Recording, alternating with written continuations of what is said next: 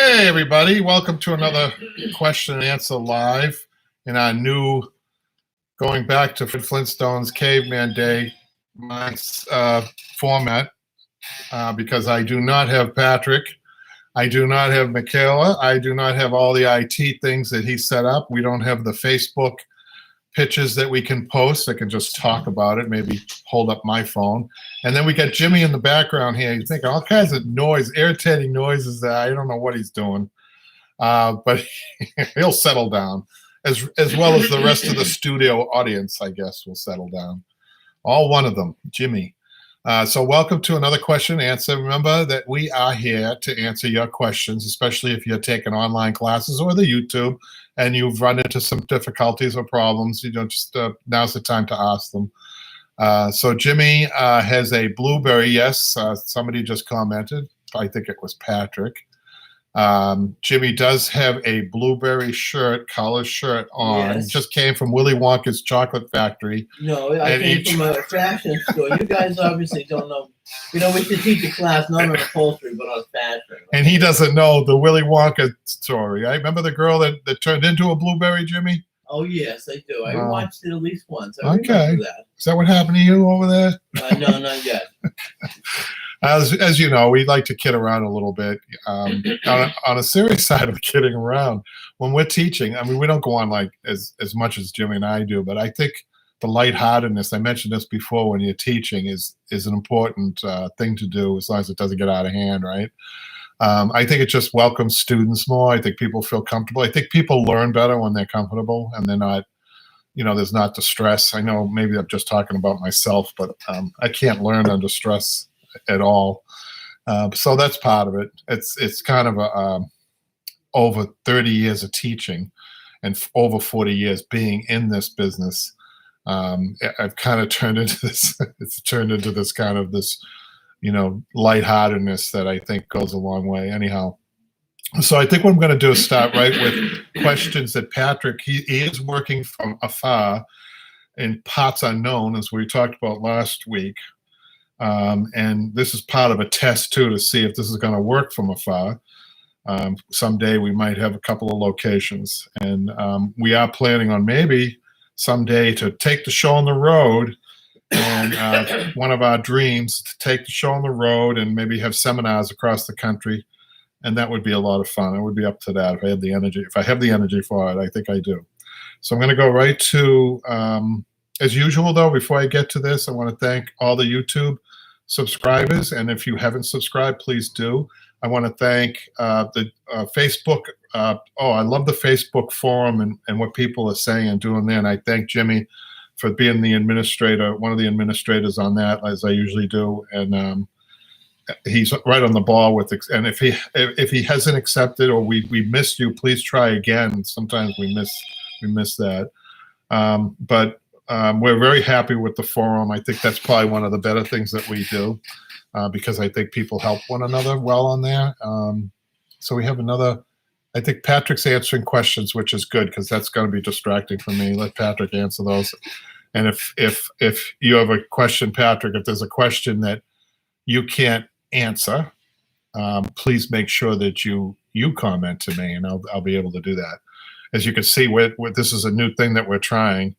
And I think last week we went off the rails a couple of times, thanks to the studio audience. But What?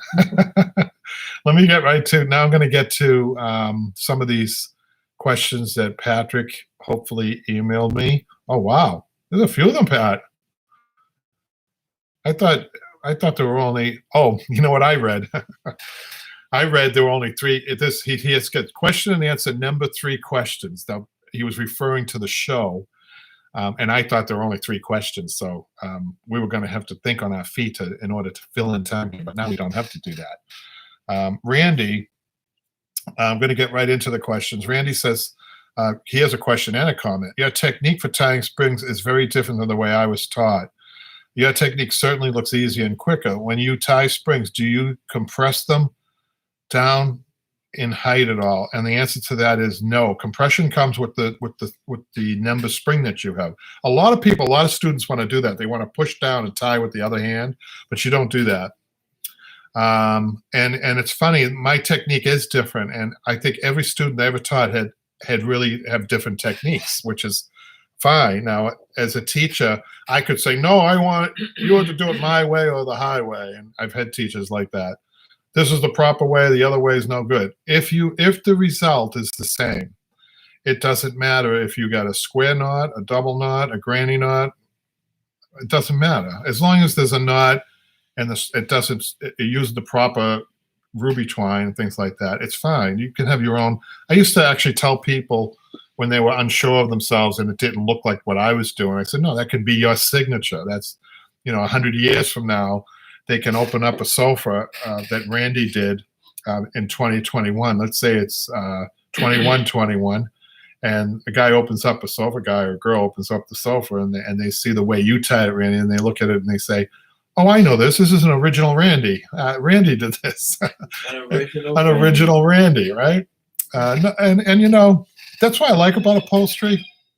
There's no, it can be the subtleties. It's part art form. So there's these little quirks, and that's what I like about it. But as long as the end result is beautiful and functional, what difference does it make how you tie the spring? As long as the basics are there.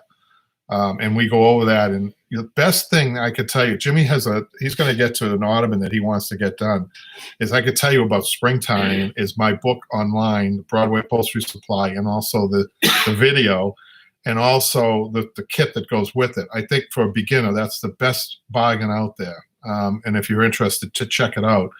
And I actually, we filmed that one go. I didn't edit it. And Patrick, I made a couple of mistakes in it, and I said, no, let's leave the mistakes. Let's show you how to fix a mistake, and let's put people at ease. This isn't a patient, and you're not a brain surgeon. You're not going to lose the patient. So that's all I'll say about that. And Patrick, I hope you're answering. Oh, this is interesting. I'm just going to read one comment over here in the live chat because we always like to get to it. I don't want this to get too far ahead of me because we've got a lot here. SG says, "Hey, I like your positive viewpoint, Kevin. Well said. Thank you." And Gabriel said, "I watched a French video that used a hook and chains."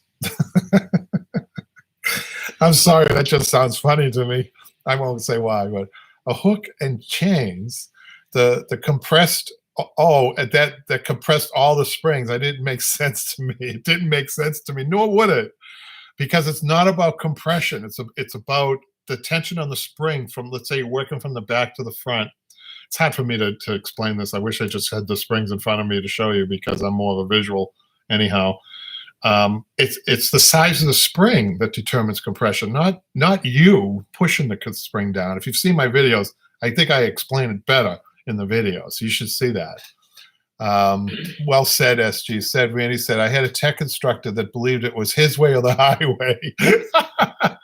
It made life interesting. That's how tech instructors are. But if he was a tech instructor demonstrating how to use a table saw, I can see how you would have to really make sure you did it his way. If you put the saw in backwards or you didn't tighten the bolt up hard enough, the blade comes off, people get hurt, right? But I think in upholstery, it's not like that. So SG says, I've had teachers like that, and it's so limiting. So if you are showing, now we do get into some safety. I do get serious, though. I don't want people to think that I'm not serious. We show safety in the gun. On the staple gun that we use. I like to go over those things, and we do that more. Jimmy, would you say we do that more in the online classes? I think with you. Yeah, every time we touch, yeah. I think every time we have gone into the staple mode with finishing up the product, you talk about it all the time. And you say, I can't stress it enough. I want to tell you again. Right. And I think it's important because people don't realize that is a power. It's a power tool. It's 80 pounds of pressure. If you get a half-inch staple in your finger, that's going to hurt, and it could break bones too. So there is some respect for that gun. So we do get serious, but in a good way. Randy says, "Is there a time at the end? Could you do a couple of shots of the horses that Kevin has?" Well, the horses are out at the lower 40. Oh, he means the sawhorses. Okay, maybe we can do Are that. you okay today? You want me to take over? As far as teaching goes, I did want to mention something. I know I've mentioned this before, but I think a good teacher tries to learn each student's learning style. I think that's what makes a really effective teacher.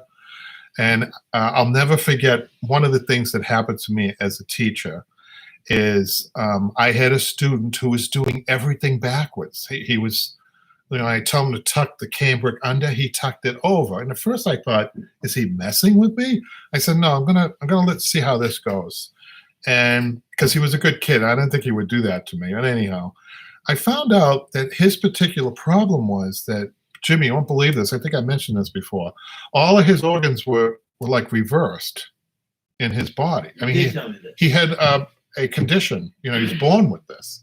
So the way he saw the world was opposite the way we see the world. And just to give you an idea, what his profession was, he went into radiology, so that when he read the X-rays, he was actually reading it in the way he saw it. You know what I mean? It was a perfect job for him. Anyhow, I found that out, and I'm glad I didn't reprimand him for doing it wrong. I just went with it, and it was, to me, seeing the cambric flipped over and he left a really neat little flange along it was so alien to me. I've always been taught to flip it down and make it neat, but he actually did it. He pulled it off and made it look neat. It's just kind of interesting. It taught me. My students teach me more than I teach them, trust me. And I think that I've said it before, if you guys want to teach upholstery, that kit, getting back to that kit, that upholstery kit is great. You could be the teacher with the kit, the video, the book, and you could have other people with all the other ottomans, and you guys could teach a class. And if you're interested in expanding a business like Blair, by the way, I think, don't let me forget, Patrick, to talk about Blair and his success in this business with watching the videos. He's really making some inroads with furniture stores. Well, I talk about it now. Blair's on the forum, and you guys can go on there and look at that. He talks about, I believe he talked about it in the forum, how he's got at least 3 furniture stores that he does repair work for. Wow. And yeah, wow is right, because I told him, I said, pay attention to how good their sales are going to be, because you're doing their customer service. Because one thing about furniture stores, you guys have probably had this experience. They are awful in customer service. They have a group of salespeople that just want to sell you the furniture. Once you're out the door with the furniture, they don't want nothing to do with you, unless you want to buy more furniture. But if you're a furniture store that has a guy like Blair, and I've seen his work, he's incredible. He does upholstery. He's down Florida or Alabama somewhere. He does upholstery as well as all kinds of wood repairs. A guy like that, I told him, you can increase 25% sales on these companies. And I told him, you should pay attention to that. How do you pay attention to that? He's not going to be able to ask them how their sales are doing. But what he should do is monitor their Yelp sites to see most of the comments that they're going to get are probably because of this young man and his customer service, because I know him enough to know he's done great customer service. I love talking about this because I see success in this young man. He's got a young family. I wish him all the luck in the world, and he will if he just maintains this really level of customer service that he does, which nobody is doing. He'll be the only one doing it, and he'll be recognized as such. And he'll just build his resume and build his stock in these other furniture stores that he goes to. If he can show, listen, your sales must have been increased. What you got me working for you. I'm doing all this customer service for you. That is invaluable in that business. Let me tell you, because nobody else does it. So good job, Blair. So I talked about it. Now let's see if there's anything else on here. Patrick's been answering, which is great, because it gives me a chance to get back here. But as far as teachers go, when you're working in adult ed, you're only as good as the night that you teach or the semester that you teach. People want to come back if you have to be a good teacher, and you have to be respectful of people, obviously, to build that. So I think Janine was going to go into this when this crazy stuff lifts, and it's lifting soon with the pandemic. She's going to start teaching, which would be great. I really want to pay attention to her if she does that. I just want to see how she does it, what her style is, and all that. I know she's going to keep in touch. So we don't have anything else. Patrick's just laughing at something. So I'm going to get to that was just the first question, you guys. I better get to busy here. Boy, can I talk. Jimmy, are you asleep? He's sleeping back there. I guess I talked too long. Brad King. I haven't heard from Brad in a while, Patrick. Patrick, are you listening, right? Are you listening live? Yeah? Where's Brad been? He says, looking good so far as, I don't know. Maybe he's talking about the question and answer. And sorry I get too close to the monitor. Did I scare you guys? Jimmy, don't you do that. Everybody would be scared. You look like that screen. I have a better chance. All right. Well, you guys, wait till you get to be 62. You see how you look. Right, Jimmy? Well, I wouldn't know anything about that. Bethany says, I have a Victorian sofa and a chair, and I want it to sell. One of the springs came untied in the couch. They were revived about 40 years ago and in beautiful condition. I'm in mid-Michigan. She didn't say if the spring came untied. Well, I guess this is an indication that the top of the spring came untied. So what she should do, I'm going to give you a good tip. She needs to undo the cambric to get underneath. She could turn the sofa over, undo the cambric. She has to pay attention, Blair, because this could be a good repair for you and anybody else that's in that business. Turn the sofa over, remove the cambric. You should be able to, between the webbings, see where the spring is tilted or the ties have come undone. Take some of the tufting twine and work yourself maybe a 2-yard piece of the tufting twine and wrap it loosely around the two springs, right? There'll be one spring that's tied and another spring that isn't, and work a slip knot in there. And if you want to know how to do a slip knot, this is for Bethany, look at the YouTube, go under slip knot, and you'll see it. I'm going to try to catch up. And then you could just put everything back together again. It's as simple as that. I mean, if you want to put a few of the twines in there, but the really important part is the slip knot. Now, slip knots become real knots after you tie them off, which you'll see in the video. But that's the only way you can do it from the bottom like that to the top of the spring that's come undone. So I hope that was a good tip. And now we have to look at the next one. I'm going to make sure I catch up on Kevin Serious, SG says, I try to be sometimes. Is there a time at the end? Okay. So would you remind me, Jimmy? Actually, you know what, Jimmy? What's that? Could you do me a favor? What? Take one of those horses and put it in front of you, but don't ride it. It needs to be saddled. Oh, really? Are you doing your cowboy Roy Rogers impression? We're putting this up for, who is it? Randy. Okay. He wants to, can you look at, it's behind me, Jimmy. Can you bring it this way a little bit? Could you also take out the tape measure and give you can rattle out some measurements on that. The height, okay, the width of the bottom, the width of the top of the legs, the length. You know what to do, Jimmy? Could you do me a favor? Put it all on a piece of paper for me, okay, and I'll hold it up to the screen and show Randy. I think that's the best thing I can do. All right. See, you didn't think you were going to do anything back there until Well, it's your time. Yeah. Well, let me. Janine says from last week, very good show tonight. You have to get rid of your sidekick because he's a real jerk. No, she didn't say that. Janine. She didn't say that. She didn't say that. She said, very good show tonight. Funny and informative. Only off the rails briefly a few times. A few? That's Jimmy. Can't wait to see Jimmy's settee in the online classes. Good work, both of you. Thank you, Janine. And I have some up to date. I hope Jimmy doesn't mind me. I'll let him talk. Jimmy, you have something to tell us about the settee and what happened with the settee. Where did you take the settee? I took it 2 days after. I took it to my client's house, which was in Brookline, a neighboring city here.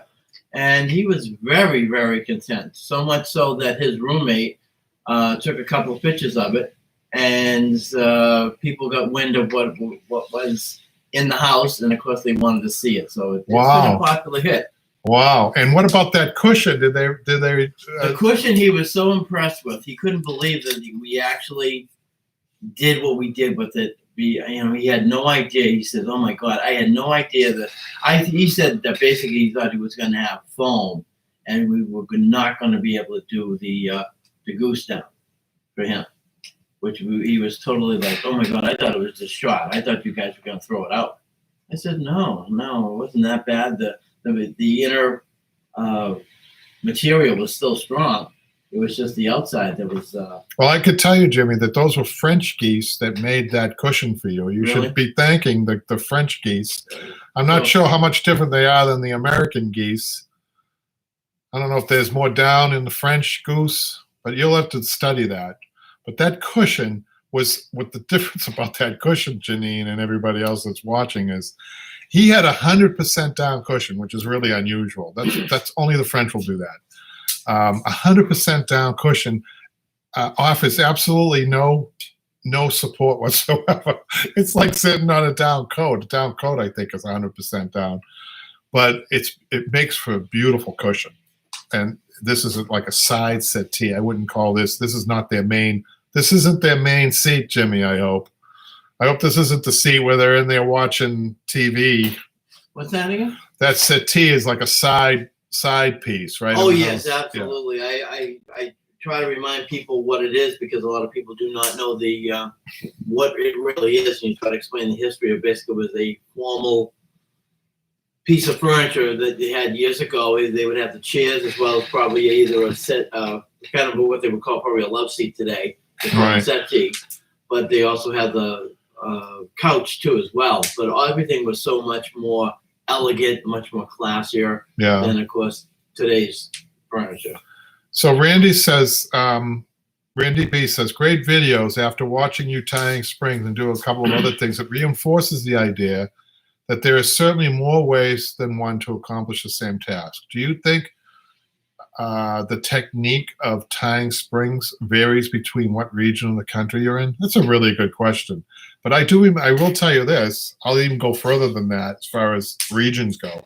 I was in a shop where it was here in America, but we had a lot of people. They were from Israel. I think we had people from Poland, upholsterers. These were upholsterers. And they had all different techniques on tying springs. They were all different. One did a cross hitch, one did a regular granny knot, all very different ways. And I remember the arguments. Everybody thought they had the best way. But in the end, like I said, if it comes out and it does what you want it to do, and it's functional, the basics are there, it doesn't matter. So this is a good question. I would say, yeah. I don't think I've met two upholsterers that had the same tying techniques. Now that you mention it, Randy. Excuse me, I'm going to have my unknown business coffee. I can't show the label. Oops, can't. Sorry, guys. I hate when people do that on TV, but I just did it. Drink or eat on TV. Oh well. Eileen says, that chair is so wobbly. Shouldn't it have been knocked apart and re-glued first? It's funny. I remember this video that we did with this chair. Oh, and I'm not telling you Patrick, one of the problems with the phone is I'm not seeing the video that we did. Now I see them. The caning to upholstery. So a lot of times I'm upholstering a customer's chair here. So I remember that the person didn't want the gluing on this chair. Excuse me. So oftentimes when you see me upholstering on YouTube, it is actually a customer's chair. I'll actually get permission from a customer to use the chair. And I'm really excited. I'm glad I thought about this. You guys won't believe this. Now, you ready for this one? We are getting a sofa into the shop that survived the 1906 San Francisco earthquake, Jimmy. When? Solid oak, very soon. As a matter, if I can get it up, I have a picture of it. If I can get it up, I'll show people. But I'm really excited about this one because wasn't there not only the earthquake, wasn't there a big fire after the earthquake, Jimmy? I believe so. So it survived the earthquake and the fire. That was a big one. I don't know. Do you know what that was on the Richter scale, Jimmy? No, I do not. I bet it was a big one. So I can't wait to show you guys that sofa when it comes in. Jerry says she's talking about the custom cushions now available video. She says, you have the best videos available.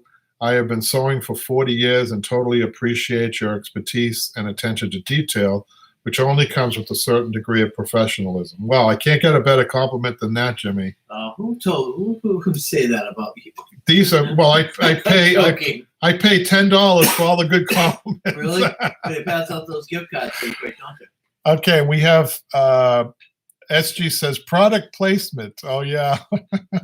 Are they going to come after me, SG, by doing that? Or are they going to give me a royalty check for doing that? I don't know. Lily says about the how to cut fabric around posts. Wow, what a great instructional video and teacher. I'm not done watching video, but I had to comment. Thank you so much. I live in California. We were just talking about California, San Francisco. So I'll be looking into online classes, although such hands-on learner, but like you said, maybe I can get something cheap to practice on. Thank you.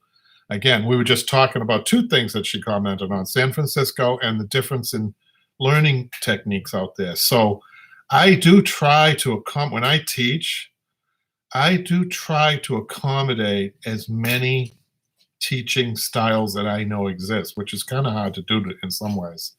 So I think, though, the whole thing about the online classes, and Jimmy will vouch for me here, is that apprenticeship, mentor relationship done in a non-threatening way. I think it's really interesting to see what comes out of that if it's done properly. And I think that could take the place of some of this hands-on learning that Lily is talking about.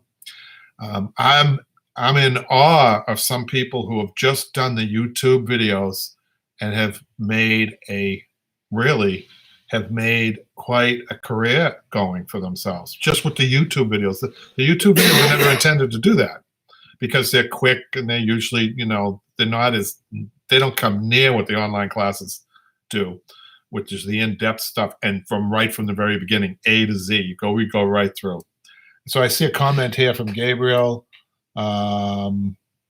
She says Wednesday, April 18th with an estimated moment magnitude. Oh, Jimmy, guess who Gabriel has the magnitude of the 7.9 and a maximum Mercalli intensity of 11. That woman is a wealth of information. Yeah, she's good, isn't she? She's too good.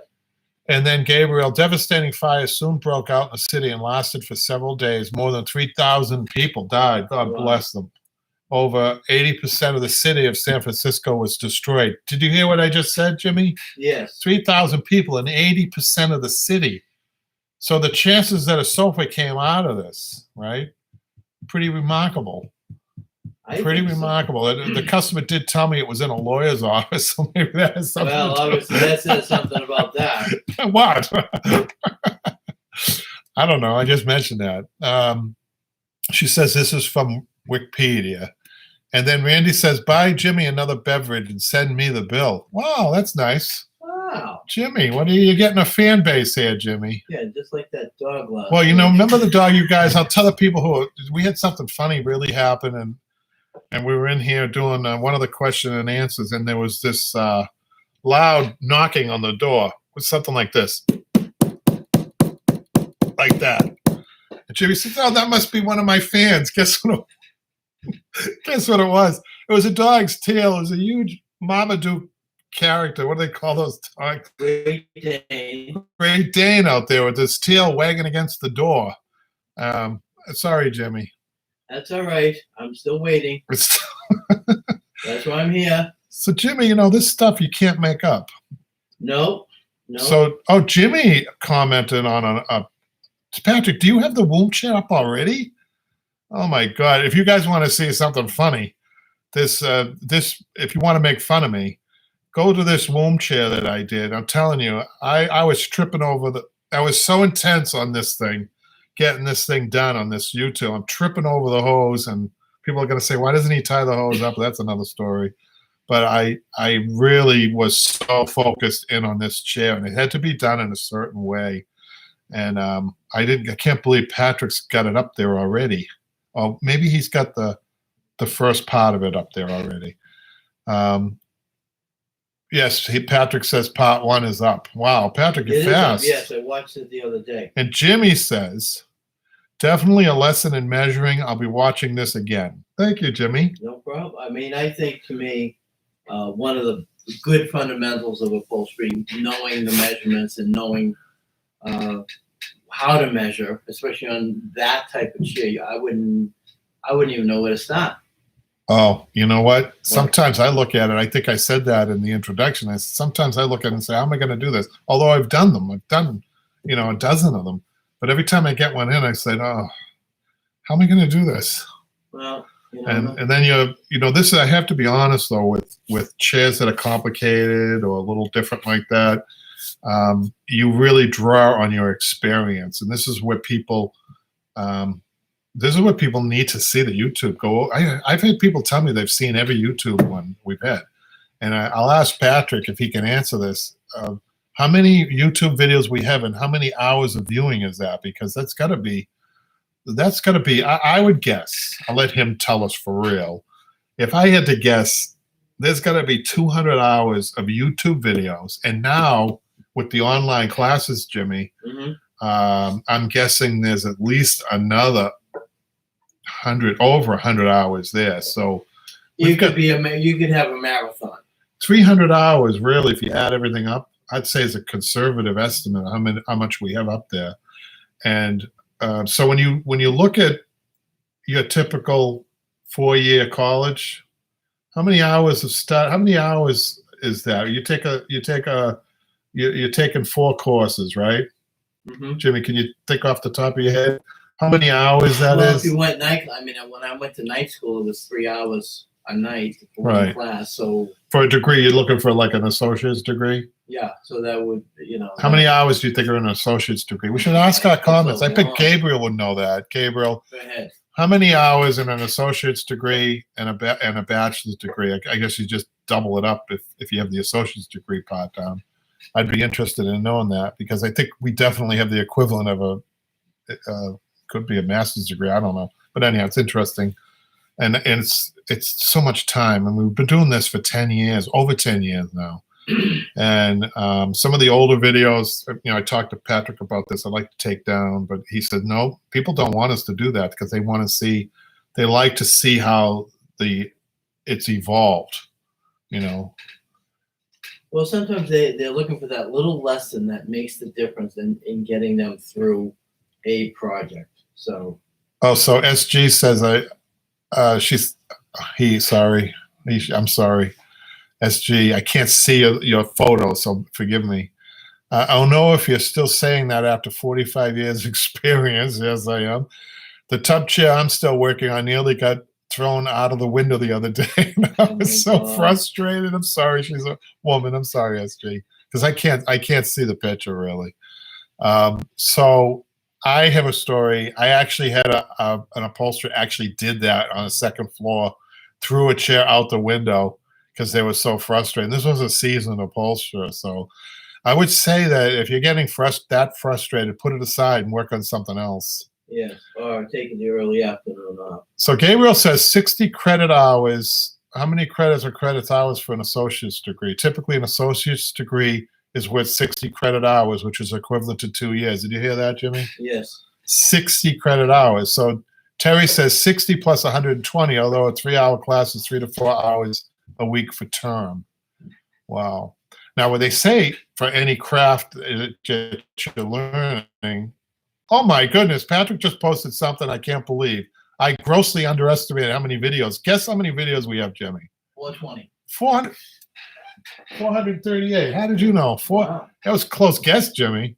438. Wow, that's amazing. I think that's really something.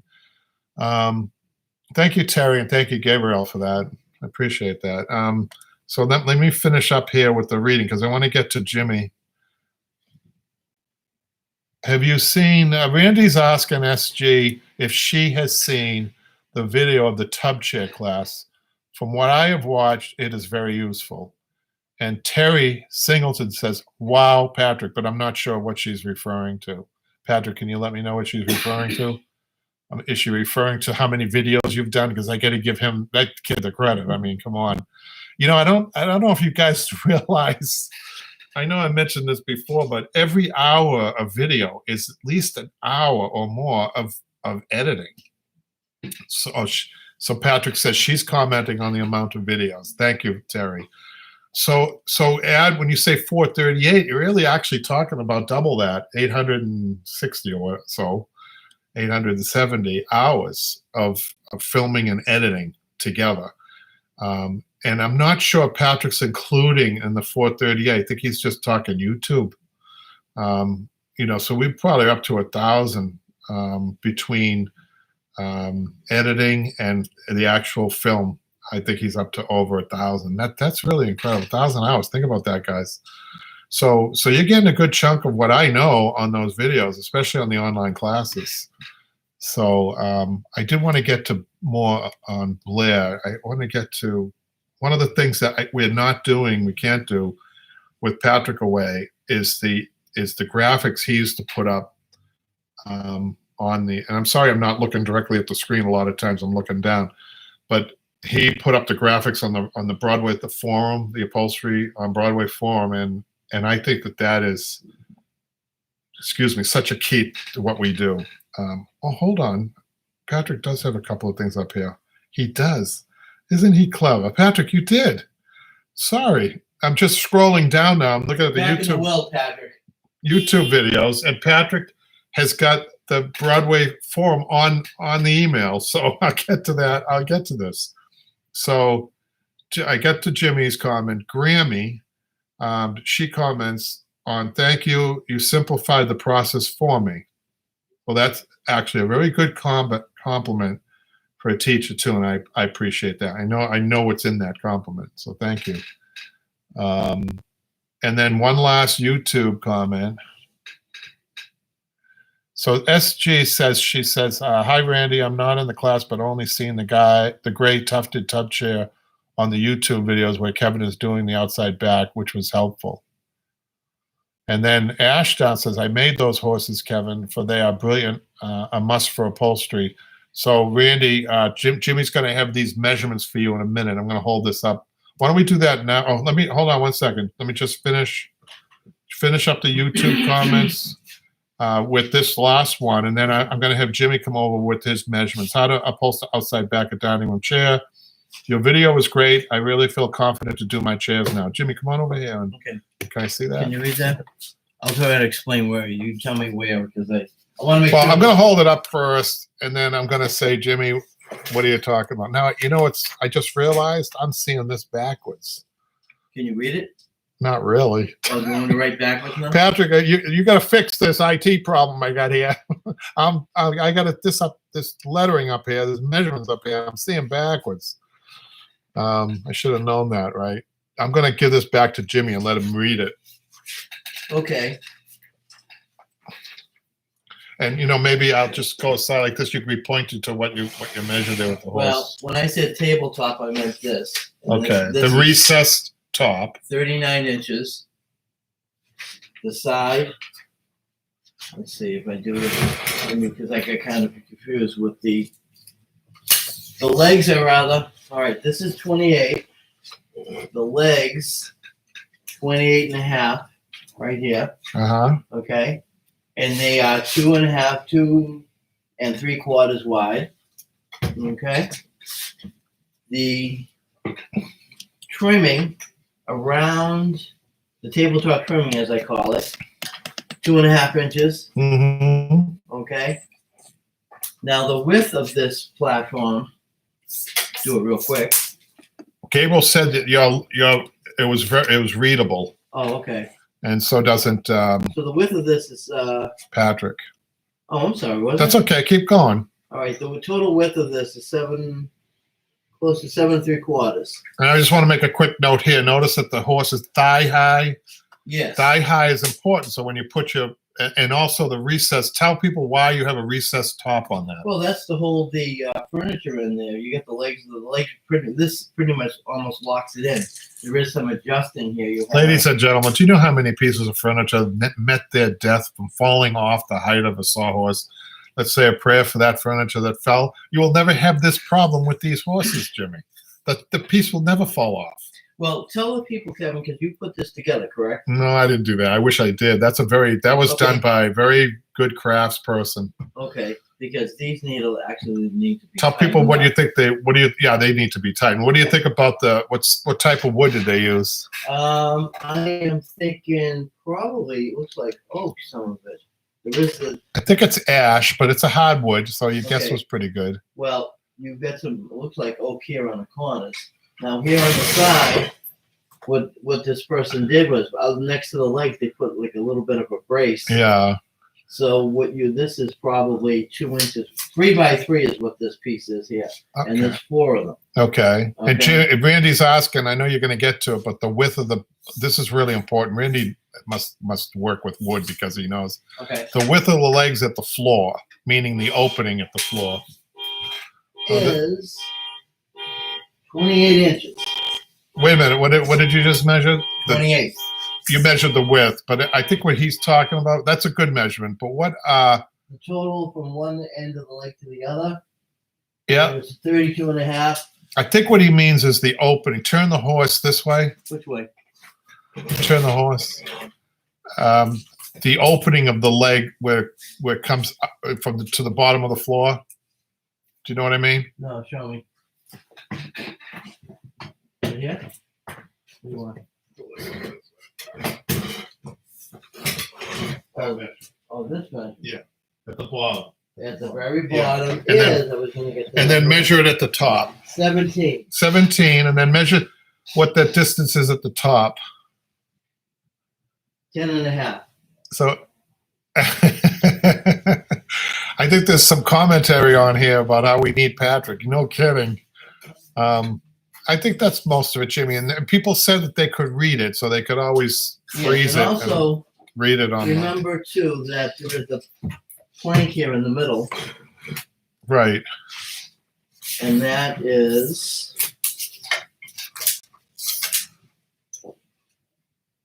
28 and a half inches, and it's about 5.5 wide. Thank you, Jimmy.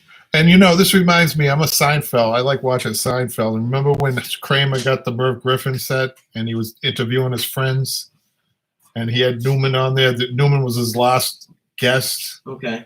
And he turns to Newman. He says, well, we've hit bottom. Well, I think we just hit bottom, Jimmy. I'm just kidding. No, I think this has been pretty good. And I think SG, she's a wise guy. She'll comment, right? SG, what do you think? How's this question and answer going? And is this something? And are you learning about upholstery, or are you just laughing at the two old guys here in Boston without any monitors, governors, or people saying, move along? That's what Patrick would be doing right now. Basically, how about the hook? The hook, that's what they used to use in the old days, Jimmy. Yes, I think they may be bringing it back for us. You see I have hook marks. You have hook marks. I see your hook marks. You've been taking off many a stage, huh?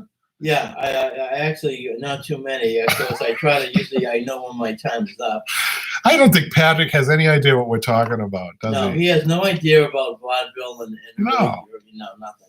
No, they used to have trap doors too for people they didn't like. Yeah, I remember, I think they did that in the Blues Brothers. They showed, those guys. Yeah, right behind the rack. Okay. Patrick says back on topic. Shut up. Back on topic. Forget it. He's just no fun. He didn't say shut up. I said that. Okay, now we go to the Upholstery Forum, Broadway Upholstery Forum, and Pam. Hasn't Pam been great with her postings, Oh Jimmy? my God, yes. She's very prolific. She should be the guest speaker. Or something. Oh, she's got something here that's really cool, you guys. I'm going to hold this up to you to see before I read it. Look at these ottomans that she makes out of carpets. I don't know, Patrick, how does that look on the screen? Can Patrick put that up on the?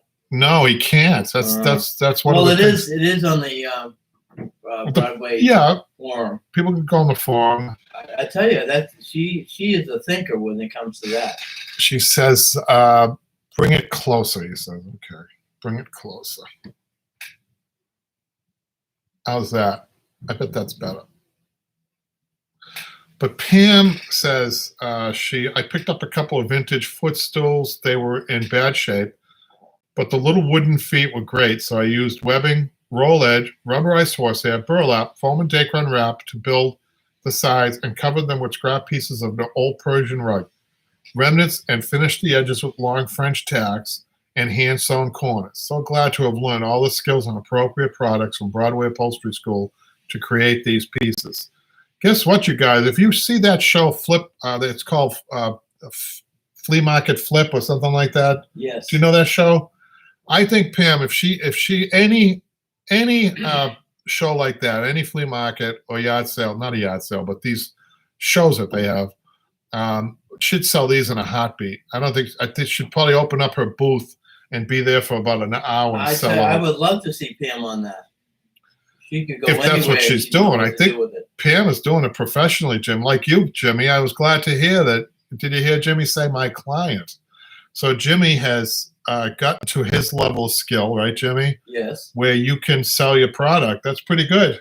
I think so. It's a nice step up. Should be proud of yourself. Now this is a complicated one that's a little bit out of my wheelhouse. I think I'm not sure if I'm going to be able to answer this, but I want to make sure that I'm not falling behind on. Oh, SG says she's seen these on the forum and they look great, and that's good. Yeah, that's what I like about the forum, that people helping one another, and I like the fact that we're compassionate with one another, we're patient with one another, and we're very complimentary, aren't we, Jimmy? I think so. So Maggie says, I have a client interested in saving these family heirlooms. Is wicker rattan in anyone's wheelhouse? Suggestions for repairs or where to look for methods? Thank you. Pick 1, the wicker has pulled away from the frame. Pick 2, the framework is the underside is needing repair. Not sure if this was a mid-life fix or original to the piece. When she sees midlife, she means midlife of the piece, not of a person. So I'm going to hold this up. Those are in rough shape, you guys. And this is not something that I do or go near. I admire people that can do wicker or rattan or caning, because it's the most tedious thing. If it's done right, it needs to be done by hand. You don't get rolled. If you're a professional, you don't get the rolled caning. You do it by hand, and it's tedious. We used to have a guy around here, believe it or not, Jimmy. Yes. There used to be a guy that he did all in Boston and probably New England. This guy, he was actually a blind person, and he had his own shop, and he used to do the caning. He used to love doing it. Cambridge? Yeah. I remember that. Yeah. But he hasn't been around in a while. He used to give lessons, I think. He did. I have no referrals or any other comments on this. Well, I mean, is that something that can be repaired, do you think? I mean, I think rattan, it looks like it's a hard thing to really fix, considering the complexity about how it's made. But again, I'm looking at it thinking, how do you do it? Right. So we got Denise commenting on, she has a question. When reupholstering only, no restoration, is it best practice to always remove previous fabric? Second question is, what if previous fabric is vinyl? Well, I think, if you're doing a historical piece, and I think there's a couple of videos that I'm doing historical pieces, you want to keep the fabric if you can. If it's not going to hinder what the top cover looks like. I think it's really important if it's for historical reasons. I think with most furniture, especially newer furniture, you want to take the fabric off, and you want to be also adding or refreshing the batting a little bit. You have to give your customers something. The reason a lot of people reupholster is to get something fresh, and taking the old fabric off, obviously, it could be dirty. So you take that off, and then the underlying, you take maybe a half a layer of cotton and freshen it up, and then put your fabric on. that's a reupholstery, which is what they get charged for. I mean, a restoration, as you guys have seen, Jimmy can vouch for this. Restoration is a lot more work, labor intensive. So we have a couple of more comments here. Gabriel says, I'm afraid of wicker because it seems to become dry. And when one part is fixed, another fails. Yeah. I think she's right. I do too, because a lot of people like to put them out on their porch for some reason. And they get very weathered quickly. Yeah. It's a really tough thing. We've converted cane seats to upholstered seats, which you can't do on the two that I just saw, but sometimes we do that. And Gabriel says she has not researched it that much with the wicker. So, yeah. It's a tough call. I think somebody who may have done it before, absolutely. But so, yeah. So Susan had replied to, had replied. Let's just read her replies. Just curious about what people are talking about on the phone. Hi, Denise. I'm very much an amateur upholsterer who is having to learn very fast. I wouldn't really know whether it's best practice or not, but I have found that some furniture smells of smoke fire or just has a bit of musty smell. And so I always, one thing I can't do, Patrick, is on this, when it says see more, because it's an email, I don't see more, I see less. So that's what you have to work out, my friend, because I don't have the rest of Susan's comments, I don't think. I'm just reading the comments here. Randy says, the wise guy answer to taking fabric off, would you put clean underwear? Oh, he's a comedian. Would you put clean underwear over what you are wearing? So Patrick, now you would be here. I don't know if Patrick, I think Patrick's been doing a little, what they call it, Jimmy? Screening? Or yes, he's been doing some back behind what's it called? Screening or, editing. Editing. So wouldn't you like to edit your life? Like you look over your life. Yes. Remember that bar room you were in, maybe you had a couple of too many drinks and you fell on the floor or something. Wouldn't you like to go back and edit that, Jimmy? If you had to do that, I mean, I know that never happened to you. Yes, they come in well dressed. Right. Instead of that cheap drink, I'd have a nice glass of Chardonnay. Chardonnay. And instead of saying, I'm wicked awesome, like you would in Boston language, you would say, I'm feeling exceptionally well today. Right? Yes, like Fraser Crane. But what it is about editing, see, Patrick would be editing. I'm not sure, Patrick, would you have edited that out about the underwear? I think that's harmless. Randy's harmless. That's harmless. Jimmy, that's harmless. A clean show. You don't have to be a fuddy-duddy, Jimmy. What do you mean? What are you talking about? But Patrick is good at other forms of editing, too. So Denise just said true to the comment about Susan. And then Shelley says, I would strongly suggest to remove the former, even vinyl, though there could be strength provided. By removing the old, you will be able to check the conditioning of padding, foam, frame problems, etc. The client may be grateful that you offer these services. Maggie, she says, this is another subject, and I'm going to hold a picture. I'm going to explain to you how awesome Maggie did. If Maggie is listening, I have to give you a compliment directly. She's got a green velvet on this settee, and she's got a semi-attached knife-edge cushion with buttons. And that, yeah, folks, that's as hard as it sounds. And she's got a rollover welted arm that she put arm caps on, but I know it's there.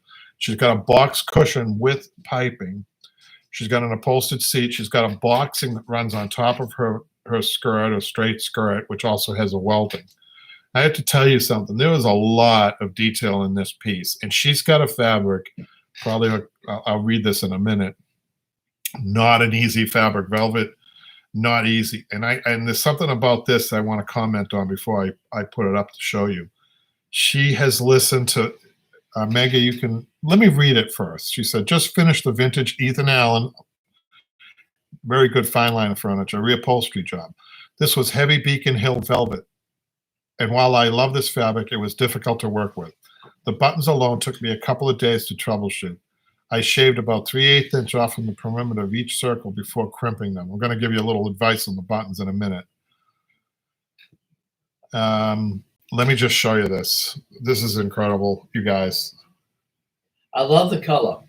Now, she did a terrific job. So on your buttons, I custom cut my buttons, you guys. I don't rely on the dies that they give you. And I should say that I'm not sure what she's using as a button machine, but is that a picture of a button machine there? No. But I use a professional button machine. They call it actually a machine, even though it's just got a handle and some springs on it, right? But a machine is anything over 2 moving parts, right, Gabriel? You can check that if you want. She's done a terrific job. There's a couple of comments. So the button I custom cut, and what I mean by that is I hold the fabric on the die, the actual die, and I cut around there. I don't even rely on making paper cutouts of that. I use the fabric. I do that for a reason, because the die cuts it just a little too small.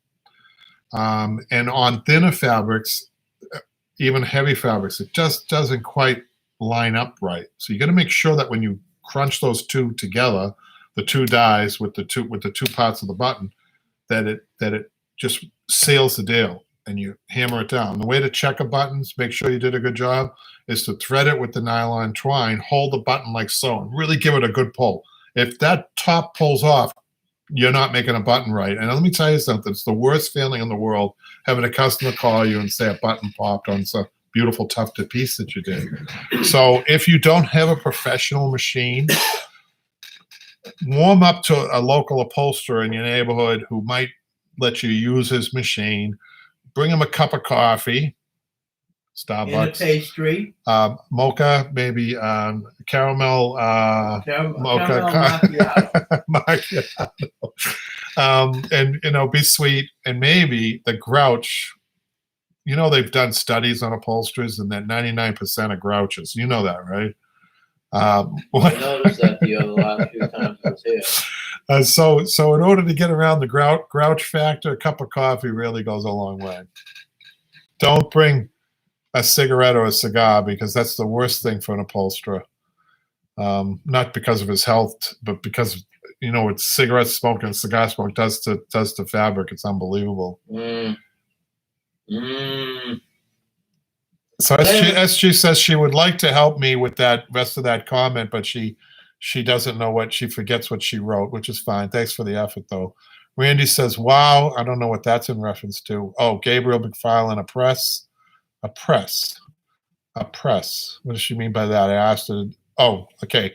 Kevin, Randy says, Kevin, I used a D cutter one size larger than the die, and I'm using for a number 22 button. I use a number 24 cutter. That sounds reasonable. Pamela Bowen says, I have an old chair with a broken rush seat. Is it possible to replace this with fabric-covered seat? How would you approach this? Remove all the rushing. Remove everything except the frame. Now, beware, sometimes on the rush seats, the rush is actually holding the frame together, so you might have to do a little gluing after you take it off. But then follow instructions on some of my other videos where I show you how to build up from a frame on a slip seat. Treat it like a slip seat after that. That's all. Webbing, burlap, little cotton, 1-inch foam cotton, and your fabric, and you're good to go. All right, let's catch up on here. Now, do you have a video of how to make the button process, Kevin? What's that? Do you have a video, or a YouTube video rather, of? I think we do, Patrick. In the 480 something videos that we've done, or whatever it is, Patrick, I think we have a how to make buttons, right? I think we do. Yeah, I think it was one of the earlier ones. I know we do. It was one of the early ones. Yeah, Jimmy, can you check that out, Jimmy? That would be your homework assignment. Mm-hmm. And now, guys, this is the time where the reels, what do they say? How do they say? The real part of the show. No, I meant reels, R-A-I-L-S. I mean, so far the train has been doing 80, 90 miles an hour on that rail. Now, this is the portion of the show when there's a little crack in the rail, and then all of a sudden a tire comes off, and here's Jimmy. Come on, Jimmy, come on up. I'm doing my homework assignment. You guys, the demands of this show is making much. Oh my God. She said, Gabriel says we have stayed on the rails, but I'm not sure if she's seen that in real time, what just happened. Get it? Real time. Anyhow, Jimmy, Yes. step up to the plate, my friend. It's your turn to talk about what you're going to be doing here. Well, we're going to be doing today a what they call, I think Kevin can probably correct me on this, a industrial ottoman. The reason I say that is that's what I was told, but also this frame is not just of simple pine or even poplar, for example. This is oak, and this is a lot stronger than I expected, a little bit heavier, and definitely a lot firmer.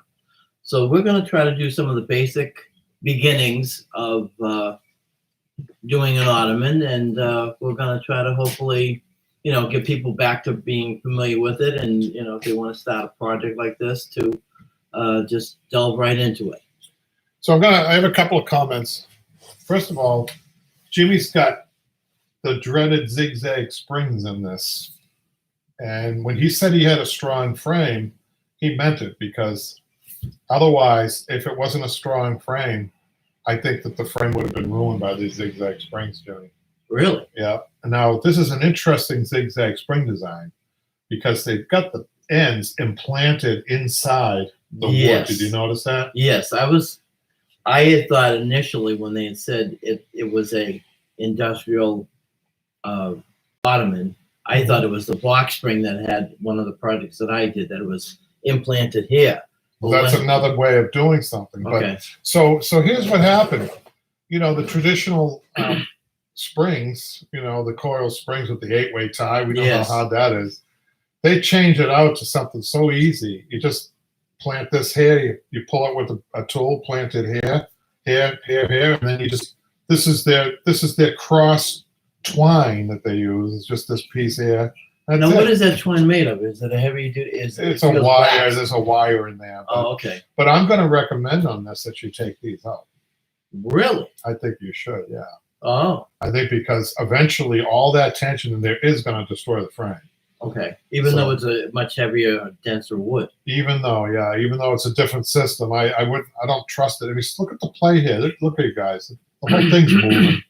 So an 8-way tie is coil springs. Mm-hmm. I bet one coil spring would equal the amount of metal you have in all 4 of these. Oh yeah, I mean, just by looking at you. Did you hear that, guys? I know that. Maybe 2. Okay. So the method with the coil springs is 1, 2, 3, 4, 5, 6, 7, 8, 9 coil springs. Okay. And they'd be anchored on the bottom. Mm-hmm. This is if you're going to do a coil spring. Okay. And then the 8-way tie on top, the burlap, the edge roll. Mm-hmm. And we need to talk about design beyond that. And I wanted to ask you, do you have an idea of how you wanted to design this? Or is your client giving you some feedback on it? What do you no, she is leaving it up to you? Leaving it up to me. Yes, that's fate worse than death sometimes. Bring out the burlap. Bring out the tears. Bring out the well, anyway. She does have the fabric, and actually what she has is the chair, and this is a set. Has she given you a budget, Jimmy? No. So I'm going to give you a little lesson here. Okay. So let's pretend, for all of you guys out there, like Blair and other people who want, you guys are asking about pricing and all that. So let's take out our little price invoice here. And so if you went in and said, you know what I'm going to do? I'm going to 8-way tie this. I'm going to hand tie this. And I'm going to do this. I'm going to do that. How much do you think that's worth? So you're talking to your client. How much? I mean, and you tell them, hours worth of time. How many? 3 hours worth of time. At least 3 hours. Yeah. So right away, if you're doing $80 an hour shop time, you're up to $240 without putting the fabric on it. Right, and putting even an ounce of burlap on. That's right. Yeah. So now the rest of the job is another at least 3 hours. So you're up to 6 hours. You're up to $480 for an ornament. Is she going to pay you for that? Well, I'm a nice guy, so maybe, I don't know. Well, you have to really get the feel for that and then talk about what the differences are. Okay. Some people don't care about coil springs. Like she's giving you a design, an open on the design too, right? So what do you think about what the finished product should look like? Are you going to have a semi-attached cushion? Are you going to have an upholstered seat? Oh, it'll be upholstered. Upholstered seat, Yeah, not a so- semi-attached. Right. Okay. So what made you decide? First of all, it is an ottoman. Mm-hmm. So what made you decide on an upholstered seat? Wondering. Well, just looking at what I did in the previous one of the previous lessons we had, Yeah. where it was a factory style ottoman, a much larger one, of course. But I said, well, kind of given the same lesson and kind of the basic. I mean, she's not looking for anything fancy. This is not something. It's very basic ottoman that we have. There is some trimming that we'll probably have to do around the legs, like we did the last time. So this is what I would say. I would tell my client that let's remove the zigzag springs and let's put a webbing, interlaced webbing with burlap. Okay. And then we're going to make a foam top for it and an upholstered seat, which is fine. And so then you can go a little bit more detail. That's a basic, and that's a basic price. So how much do you think you should get for something like that? Do you have any idea of the hours that would take? Probably another 4 hours worth. Well, no, I mean altogether. Altogether, probably a good 16. 16 hours? Well, 12. Well, so let me see. You get 3. 12. Well, we're not doing the coil springs. Okay. We're just going to do the webbing. Okay. Because if you did the coil springs, I don't think your customer's going to pay you that. No. I mean, some people, would if they appreciate the industry, but I don't think they're going to pay you for that. And I think it's actually a good way of doing it with the webbing. But do you think for a professional, like somebody who's been doing it for a while, I mean, a seasoned person, it's like a 3.5 hour job. So 8, 16, 24. I think you'd have to tell them up front. If you want the major change to the structure of the ottoman, this is what it's going to be. So a professional would charge $325 labor for that. But it's going to take you a lot longer. So you either have to half the hour, the 80-hour hour. We're talking about Boston, by the way. You got Boston prices. You either have to half that to 40. Do you know what I'm saying? Yeah. Because you're going to take double the amount of time. Right. Right. So you may want to be thinking you're in that area right now of your career where you're not going to be as fast as somebody that's been doing it for 40 years. Like you. Yeah. So you need to extend the hours to 6 hours, go $40 an hour. And I think that you're in the $300 range was about the limit people are going to pay for this, even in the Boston area. Oh yeah. Right. So you have to keep it that, but you have to go into it realizing that your hours are extended on all of what you do. Yeah. It's only when you with practice. Right. You're probably doing 10 to 12 of these in a row. So as far as design goes, so the reason that I think it was a good choice to do an upholstered seat on this is because of the height. It's already high. Yeah. So that you don't really need a cushion to extend the height. No. So that's one of the factors when you're talking to somebody, especially if you're just talking about frame, you just have a frame to talk about, you don't have anything else. So I think that if it's going to be used in front of a chair, if you're putting a 4-inch semi-attached cushion on that, it's going to make it too high, and it's going to it's not going to look great like that. But do you have any idea what size foam you should use? I was thinking 2-inch. I think you're right. I think a 2-inch is good. Yeah, because you're going to be building it up anyway. Yep. And so you really did, because then all of a sudden you may have it as high as. So you need an edge roll. What do you think about an edge roll? I wasn't thinking of the edge roll. I was thinking more. You need an edge roll. An edge roll takes the edge off. Well, some of this is not exactly smooth and lined up. Small edge roll, finger roll, we used to call them. The small one would be fine. Okay. And then you'd upholster it, and then you have to expect. Sometimes customers want to know what's the finished product going to look like on your legs here, because it's round. You're going to have a double pleat. You're going to have a V pleat. It's going to come down like this. And it's going to go great with this scallop-looking thing here. So you can't help but, when you have a curve, you have to make a double pleat. You can't make a single pleat. It doesn't look great. So a double pleat is coming down like this. If you see, we've done videos with this too, you guys. You can check it out on YouTube. With the V pleat comes down like this. It looks nice. Okay. So on an ottoman that like this, did you say there was a chair with this? Yes, and the chair is the same, heavy duty oak frame. Have you Okay. given her an estimate on yardage? It's a whole nother thing. Well, yeah, I said about 9 yards. For what, the chair and the ottoman? Yeah. Okay. Does she get what type of fabric is she getting? That she already is being ordered. So. Do you have any idea what it is? No. See, this is a problem. Well, actually, what I say to her, because it is a chair, and with the ottoman, you do want to recommend highly durability. Right, but she could come back with the worst fabric in the world. She could come back with is a plaid. Think kilt. Oh, okay. Plaid. Plaid would be your biggest nightmare. Because what's the problem with the plaid is you have the stripe. You have 2 stripes you have to line up, not just one. Right. And a stripe's bad enough. So if you're talking to clients, first of all, if you tell them upholstery weight fabric, that's going to limit them to what they can get as far as a very unusual design. Like if cotton cloths can have anything on them. They can print vines, elephants. I have one over there that has fish on it. Really? Well, it's not in the shop, but it has fish. All kinds of things can be printed. Right. But the difficult part for you as an upholsterer is to make sense of that in a chair or an ottoman or a sofa, to make sure that it's all that fish not swimming upside down, or that flower isn't growing backwards. Yes, everything's got to look like one. So I think I'm going to check one thing out, Jimmy. I think we almost covered it. Patrick, let's see. We got to catch up on some of these comments. Yes. Randy says, I see it done with the semi-attached cushion. Okay. Hold on a second. I got to go way back. We fell way behind. Way too long.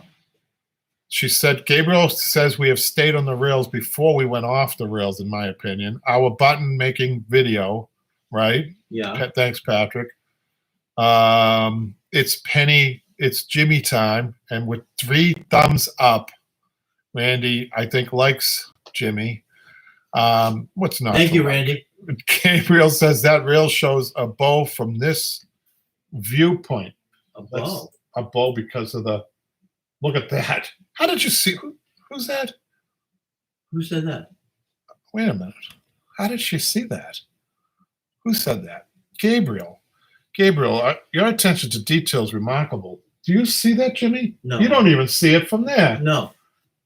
There is a bow in these. It's caused by the zigzag springs. Just slight. It's ever so slight. I can hardly see it, but she saw it. You know what to do? Take it, flip it all the way around this way. Okay. Because this is really interesting, you guys. Yeah, you can see it. It's bowing already. It's bowing because of the tension on the zigzag springs. That's why I don't like it. How semi-attached done? I have not done one. Oh, well, Gabriel, they're not easy to do. And I have to tell you, they never sit on the top properly. I mean, no matter how good you are, we have a hard time lining up semi-attached cushions. But the problem with any ottoman is that it's seen on 4 sides. And we're not dealing with wood frames here. We're dealing with many variables in fabric. You guys know what I'm talking about. You guys sew. So that to get it to sit on top, remember, it's a semi-attached cushion. So it's recessed. The bottom is recessed where the seam is. So you got like about a 3-inch section there that you can put your finger in or your hand in. And it doesn't always sit square. Randy says, I have seen those metal end that are in the frame break off. You are then up the creek. See that, Jimmy? Mm-hmm. So you could upholster that, and then the first time the customer sits on it, it breaks. Randy says, brief view, make a cushion and see it at the base. Not that simple, but that's the idea. Right. Randy's talking about a semi-attached cushion. C equals sew. And Gabriel says that would be difficult to sew after the cushion is made. There's a trick to that, you guys. Maybe it should be sewn on the base before, sewn backwards, and you actually have to cut it. You have to cut it in order to reverse it. You have to cut the bottom of the cushion in order to reverse it. Oh, okay. Gabriel says, and then assemble the box. And then Randy says, you sew it to the base before sewing it on the top on. Yes. So I think that catches us up there, Jimmy. And believe it or not, Jimmy, I think we have gone over the hour, and I think we've had a very active. Wow, this has been extremely active, and we really appreciate it, Patrick. Hey, Thanks. don't take me out of the camera yet. Jimmy wants. Listen, if you're a fan of Jimmy, he likes fan mail. As you can see behind Jimmy, that's all his fan mail up on the wall. Oh. And about every day we have to clean that off and put new ones up. And sometimes the bags, it looks like Santa's work. What's that? The North Pole here with all the letters coming in from all his fans. Oh yeah, okay. And you are really. Oh my God, you should be my PR man. And Gabriel says a very good show. Thank you, Gabriel. And I think we're going to sign off now, and we'll see you guys next time. Thanks. Say goodbye, Jimmy. Goodbye, everyone. Have a good weekend.